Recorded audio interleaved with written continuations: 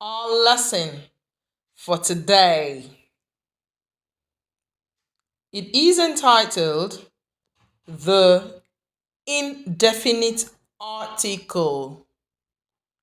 Indefinite articles. Les articles indéfinis. Les articles indéfinis.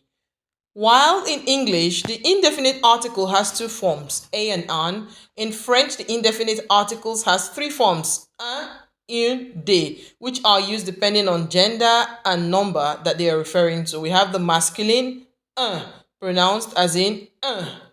Then we have the feminine, une, pronounced une, and the plural, des, for both masculine and feminine. See some examples. Une femme, a woman. Une femme, a woman. Can you say that? Une femme, a woman. Great job. The next one, un garçon, a boy. Un garçon, a boy. Would you like to say that yourself? Excellent. This one, une fille, a girl or a daughter. Une fille, a girl or a daughter.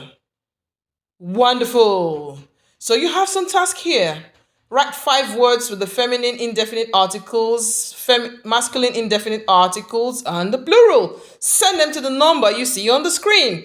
Merci et au revoir.